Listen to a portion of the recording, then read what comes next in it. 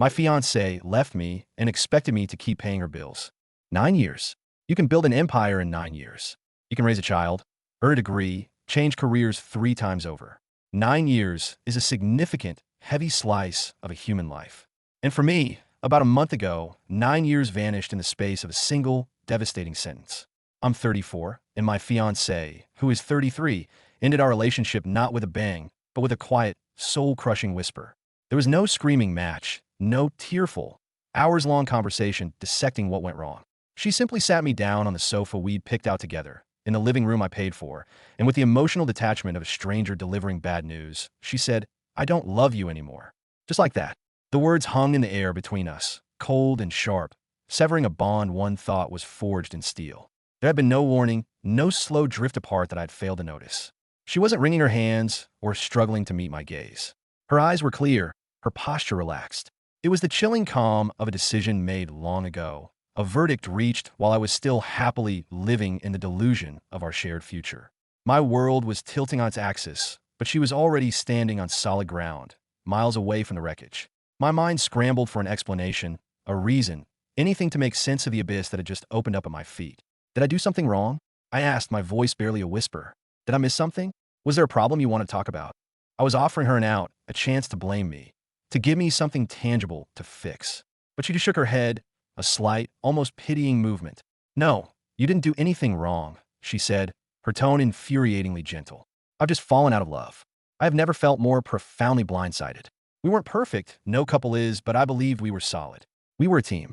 I loved her with a depth that felt foundational to who I was, and I genuinely believed we were building a permanent life together. I supported her in everything she did, or in her case, everything she chose not to do. 7 years ago, she decided the 9-to-5 grind wasn't for her, and I didn't even blink. I was happy to take on the financial burden, to be the provider, because I loved her, and I thought our partnership transcended traditional roles. Apparently, she saw it as a temporary sponsorship. I sat there, frozen in shock, as she calmly watched me, waiting for me to process the demolition of my life. My head was a maelstrom of confusion and pain. I made one last attempt, a final plea to the woman I thought I knew. "Is this really what you want? Is there anything at all, I can do to fix this?" She just nodded, her expression unwavering. "Yes, this is what I want." In that moment, something inside me shifted. The shock began to recede, replaced by a cold, hard clarity. I wasn't going to beg. I wasn't going to prostrate myself before someone who could discard 9 years of shared history with such casual indifference. My love for her, which had been the bedrock of my world, was rapidly turning into something else entirely. "Fine," I said, my voice firmer than I expected. "Then pack a bag. You can stay with your sister for a while." I needed space. I needed to breathe air that wasn't saturated with her presence and the ghost of our dead relationship. Her placid demeanor finally cracked. "Why do I have to leave?" she demanded, a flicker of indignation in her eyes. "This is my home, too." The audacity of that statement was staggering. "You're the one ending this, not me." I reminded her, my voice low and steady. "And I'll need your house key." That truly annoyed her.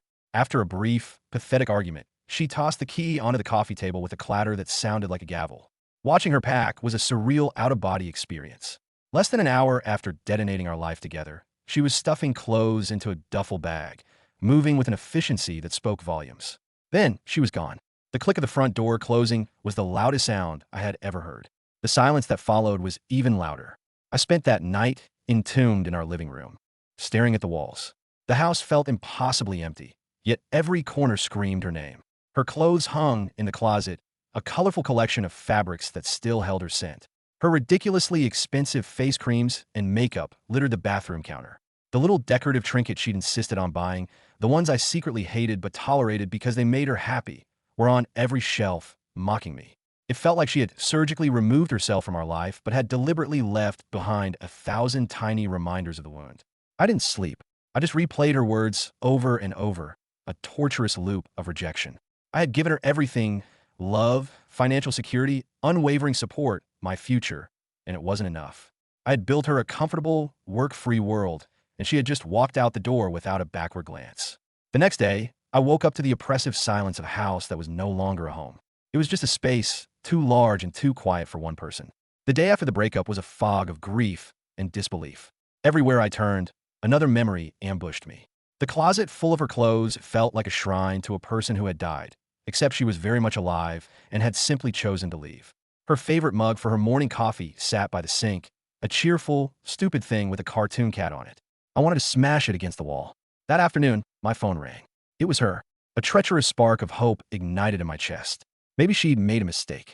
Maybe the reality of what she'd done had finally hit her. I answered, my heart pounding. "Hey," she said, her voice so breezy and casual it was like a slap in the face. I managed to keep my own tone neutral. "What's up?" "I just wanted to check in," she said, as if she were calling to see if I'd remembered to pick up milk. "Check in." I repeated, the words tasting like ash. "You ended a 9-year relationship yesterday. What exactly are we checking on? Are you sure about this?" I asked, my voice tight with a pain I was trying desperately to conceal. "Yeah," she said, without a flicker of hesitation. "This is what I want." That was the final nail in the coffin of my hope. The lump in my throat felt like a stone. "Okay," I said, the word coming out clipped and cold. "If that's the case, then I need to start making some changes." "What kind of changes?" she asked, that same infuriatingly casual tone grating on my raw nerves. I took a deep breath and began to dismantle the life I had built for her, piece by piece. "I'll be removing you from the car insurance. I'm canceling the phone plan that's on my account. And I'm closing the joint bank account you have access to." It wasn't about spite, it was about survival. It was about severing the ties that bound my life and my finances to a woman who no longer wanted to be a part of it. The silence on the other end of the line was thick with disbelief, which quickly curdled into anger. "What? Why would you do that?" she demanded, her voice sharp and defensive. "Because we're not together anymore," I replied, the logic so simple, so painfully obvious. "Why would I continue to pay for your life when you've decided you don't want a life with me?" The accusations came fast and furious. I was being petty. I was trying to punish her. I was being unfair. Her words were a barrage, but they bounced off the new armor of my resolve. "It's not petty, it's reality," I said, my voice unyielding. "You can't have it both ways. You can't break my heart and then expect me to keep funding your lifestyle. That's not how this works." She didn't take it well. She insisted I was leaving her with nothing, that I was throwing her to the wolves. I reminded her, again, that this was her decision. She had chosen this path. The consequences were hers to bear alone. The next few days were a blur of administrative tasks that felt like acts of liberation. I called the insurance company and had her name struck from the policy on the car I owned and paid for.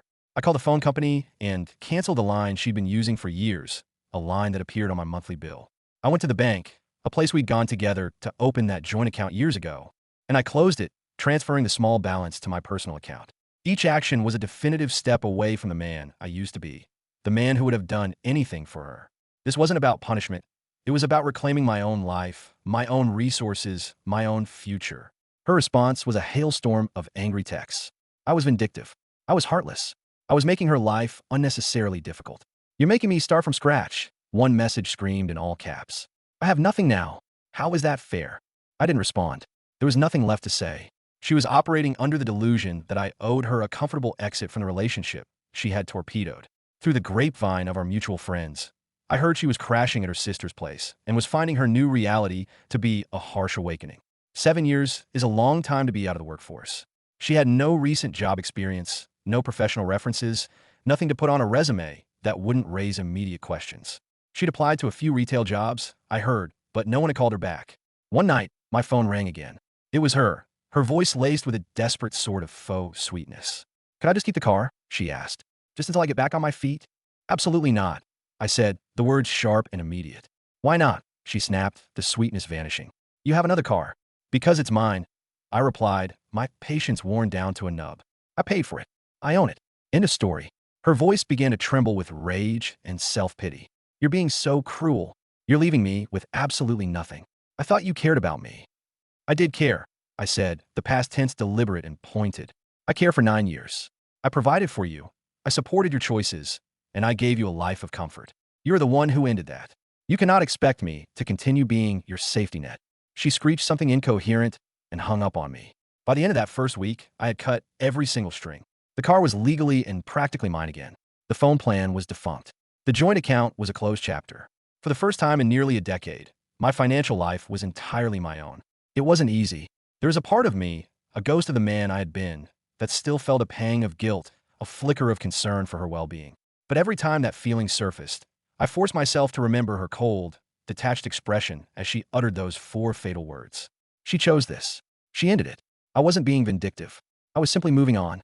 About a week after the initial explosion, she texted, her tone businesslike. She needed to come by and get the rest of her things. I agreed immediately. The thought of her belongings lingering in my house, like relics in a tomb, was becoming unbearable. I just wanted it all gone. She arrived the next evening, carrying an empty suitcase that seemed strangely optimistic. She brushed past me at the door with a clipped hello and marched straight to the bedroom. I stayed in the living room, trying to create a buffer of space between us, but the sounds of her packing were an assault on my nerves. The scrape of hangers on the closet rod, the sharp slam of drawers. Each noise was a reminder of a life we had shared, a life she was now packing into boxes. After a while, she emerged from the bedroom holding my laptop. "What are you doing with that?" I asked, a knot of tension tightening in my stomach. "I'm taking it," she said, her tone a statement of fact, not a request. "I use it all the time anyway." The sheer entitlement of it left me speechless for a moment. "No," I said, my voice dangerously calm. "You're not. That is my laptop. I paid for it. The fact that I let you use it does not transfer ownership to you." She shot me a look of pure exasperation, as if I were a stubborn child denying her a piece of candy. "Are you serious right now? After everything, you're really going to start an argument over a laptop?" "Yes, I am," I replied, my gaze unwavering. "Because it is mine." Her annoyance flared into full-blown anger. "Wow. Petty much," she snapped, clutching the laptop to her chest as if it were a shield. That's when a dark suspicion began to creep into my mind. Something about her defiant posture, her sense of ownership over things that weren't hers, set off an alarm. "What's in the suitcase?" I asked, moving towards it. "What are you doing?" she shrieked, trying to block my path. I sidestepped her, unzipped the suitcase, and felt a surge of cold fury. It was filled with my things. My noise-canceling headphones, a professional set of kitchen knives I bought myself last year, even my favorite hoodie that she was always borrowing. I began pulling the items out, laying them on the coffee table like evidence at a crime scene. "Care to explain this?" I asked, holding up the headphones. She crossed her arms, her face a mask of defensive anger. "I use those all the time. You never even notice when they're gone. That doesn't make them yours." I shot back, my voice rising despite my efforts to control it. "Using something doesn't mean you get to steal it when you leave." The argument devolved from there. She started yelling, the same tired accusations of me being cruel and petty, of intentionally making her life harder. "It's just a few things," she screamed. "You're so wealthy, you don't even need them." "That is not the point," I roared, my composure finally shattering. "The point is they're not yours to take." I had reached my limit. "You can take your clothes, your makeup, and any personal items you purchased with your own money," I said, my voice dropping to a low, menacing level. "Everything else in this house I bought. I worked for it. You gave up your right to any of it when you walked out that door. You don't get to just loot my home on your way out." Her face crumpled, and the rage was replaced by a torrent of tears. "I can't believe how heartless you're being," she sobbed, a performance I was no longer buying. "I'm not being heartless," I said, my voice devoid of sympathy. "I'm preventing you from robbing me." I stood my ground as she continued to cry, accusing me of punishing her and delighting in her misery. Finally, I pointed to the door. "You have your clothes. It's time for you to leave. Now." That night, my phone was bombarded with a long, rambling text message that was a masterclass in victimhood. I was unfair. I was impossible. I was punishing her for having the courage to end a relationship that wasn't working for her. I read the first few lines and then deleted the entire thread without responding. It was like arguing with a brick wall, one that believed it was entitled to the bricks from my house. In the following days, I methodically went through every room, purging the last remnants of her existence. I packed up the few odds and ends she had left behind, a handful of books, some forgotten jewelry, the stupid cat mug, and put them all in a cardboard box. I sealed it with packing tape and shoved it into a corner of the garage. I considered texting her to come and get it, but I couldn't stomach the thought of another confrontation. If she wanted it, she knew where I lived. I wasn't going to chase her down. Friends started to call, reporting that she was on a smear campaign, telling anyone who would listen what a bitter, vindictive monster I had become. It was frustrating, but ultimately I didn't care. The people who mattered knew me, and I knew the truth. By the end of that week, the house was finally mine again. It was quiet, but it was a clean, peaceful quiet, no longer haunted by her memory. For the first time since she had uttered those 4 words, I felt a genuine sense of hope. I could finally start to move on. I thought that after the suitcase incident, there would be a period of peace, a ceasefire in this one-sided war she was waging. I was wrong. She called me late one evening, and against my better judgment, I answered. I assumed she wanted the box from the garage.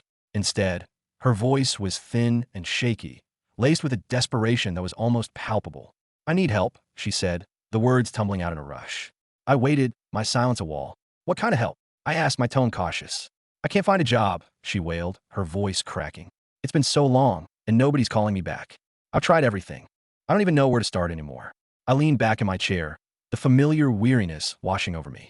I'm sorry to hear that, I said, my voice flat. But I don't know what you expect me to do about it. Her desperation quickly soured into accusation. You can help me. I gave up my career for you. The least you can do is help me get back on my feet. That was the line that always ignited my fury.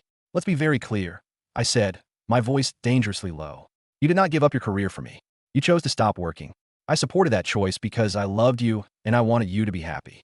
Do not twist that into some noble sacrifice you made on my behalf. The tears started then, a predictable deluge of self-pity. She told me how hard her life was, how her sister was pressuring her to find a job or move out, how she was sleeping on a couch with no money for groceries. How is any of this fair? She sobbed. I let her cry for a moment before I spoke, choosing my words with surgical precision. I am sorry you're in this situation, but this is not my responsibility. You ended our relationship. When you did that, you also ended the financial support that came with it. I cannot continue to take care of you. So that's it, she shrieked. 9 years, and you're just going to leave me to suffer?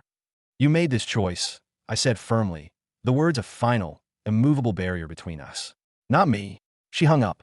The text began again, a new campaign of emotional warfare. At first, they were filled with regret. She missed me. She made a terrible mistake. She couldn't imagine life without me. While I maintained my silence, the tone shifted to bitter resentment. I was selfish, cruel, a monster who was taking pleasure in her downfall. I read them, each one a fresh reminder of the bullet I had dodged, and then I deleted them. The reports from mutual friends painted an increasingly bleak picture. Her sister had given her a 1-month ultimatum. Find a job, any job, or get out. The deadline was approaching, and she was getting nowhere. One friend told me she had a complete meltdown at a group dinner, sobbing about how she'd ruined her life and would do anything to go back to the way things were. I felt nothing. She hadn't thrown away a good thing. She had thrown away a great thing. She had been living a life of leisure and comfort, supported by someone who loved her, and she had tossed it aside like garbage. I had no sympathy to offer. One evening, my doorbell rang. I opened it to find her standing on my porch, looking like a ghost of the woman I once loved. Her hair was greasy, her eyes were red-rimmed and puffy, and her clothes were wrinkled. What are you doing here? I asked. I need to talk to you, she whispered. I let her in, morbidly curious to see what new level of desperation this was. She collapsed onto the couch, her hands trembling. I can't do this anymore, she choked out. I've tried, but I can't. I have no job, no money. I don't know what to do. She looked up at me, her face streaked with tears. I made a mistake. A terrible mistake. I thought I could do this on my own, but I can't. I miss you. I miss our life. I still love you. The words were hollow, meaningless. They landed in the quiet room with a thud, devoid of any real emotion. No, you don't, I said, my voice calm and final. You don't love me. You love the life I gave you. You love the comfort, the security, the freedom from responsibility. That is not the same thing. She shook her head, launching into a desperate, rambling plea. She would change, she would get a job, she would do anything to make it right.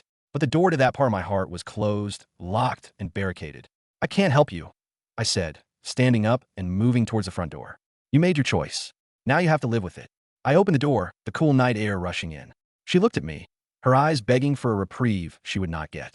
Then, defeated, she rose and walked out of my house and out of my life for the last time. As the door clicked shut, a profound sense of relief washed over me. It was finally truly over. In the weeks that followed that final confrontation, it felt like my world had been scrubbed clean. The lingering guilt, the second-guessing, it was all gone. I was no longer her keeper, and the freedom was intoxicating. I got a text from a friend a few days later. Her sister had made good on her ultimatum and kicked her out. She found a part-time job serving coffee and was renting a tiny, dingy room in a shared apartment. The reports were always the same. She was miserable, constantly complaining about how unfair life was. But I felt no pity. She had made her bed a lumpy, uncomfortable one, and now she had a lie in it. It was around that time that I met Natalie. A friend introduced us, and while I was hesitant to date again, Natalie was different. She was smart, ambitious, and fiercely independent, a project manager with a successful career and a life she had built for herself. Being with her was like breathing fresh air after being trapped in a stuffy room for years. It was a partnership of equals. When I told her the story of my breakup, she was appalled. You deserve so much better than that, she said, her hand covering mine. And for the first time, I truly believed it. One evening, while Natalie and I were at dinner, my phone buzzed with a message from an unknown number. It was my ex. The message was an epic novel of regret and desperation. She was barely making ends meet. She hated her life. She had made the biggest mistake of her life leaving me. It ended with a predictable plea. Can I please just move back in until I get back on my feet? I showed the message to Natalie. She raised a perfectly sculpted eyebrow. What are you going to do? She asked. Nothing, I said, and deleted the message. I'm not even going to respond. A few days later, she escalated. She showed up at my house, unannounced. Natalie was with me, and we were cooking dinner together when the doorbell rang. I opened it to find her looking even more disheveled than before. Her eyes darted from me to Natalie, a flicker of venom in her gaze. I need to talk to you, she said, her voice strained. There's nothing to talk about, I replied calmly. The tears started on cue. It was the same script. She was struggling. She had nowhere to go. She'd made a mistake. She loved me. I'm sorry you're struggling, I said, cutting her off. But I'm not your safety net anymore. You don't get to come crawling back just because your grand escape plan didn't work out. I held the door open. It's time for you to leave. She stared at me, then at Natalie, her face a mask of disbelief and hatred. Then she turned and walked away. After I closed the door, Natalie wrapped her arms around me. I'm proud of you, she said softly. And in that moment, I was proud of myself, too. I was finally putting myself first. Life with Natalie was a revelation. We were building a future together, a real one based on mutual respect and shared effort. As for my ex, I didn't know what happened to her after that night, and I didn't care to find out. Months passed. My life was full, happy, and blessedly free of drama. Then, one day, I got a call from that same mutual friend, the one who always seemed to have the latest gossip. You're not going to believe this, he said, a note of incredulous laughter in his voice. It turned out that shortly after I had rejected her for the final time, my ex had found a new man. Let's call him Ethan. On the surface, Ethan was everything she had been looking for. His Instagram was a curated fantasy of designer clothes, luxury cars, and five-star resorts. She must have thought she'd won the lottery, finding another man to fund her desired lifestyle. The only problem was Ethan was a fraud. The cars were leased. The expensive dinners were paid for with credit cards that were perpetually maxed out. His elite circle of friends was a collection of wannabe influencers and small-time hustlers. Ethan was a man running on fumes and borrowed money, and my ex, blinded by the flashy facade, had walked right into his trap. He showered her with fake affection and cheaper versions of the gifts I used to buy her, and soon he started asking for financial favors. It began small, covering a bill here, paying for gas there. Then he convinced her to open a new credit card in her name, spinning a tale about building their future together. She fell for it, hook, line, and sinker. The dream quickly turned into a nightmare. Ethan's sketchy friends became permanent fixtures in her tiny apartment, treating it like a frat house. The debts piled up. Then, one day, Ethan disappeared. He ghosted her completely, leaving her with a mountain of debt, an apartment full of angry freeloaders, and some very dangerous people looking for the money he owed them. These weren't just any creditors. They were the kind who don't send polite letters.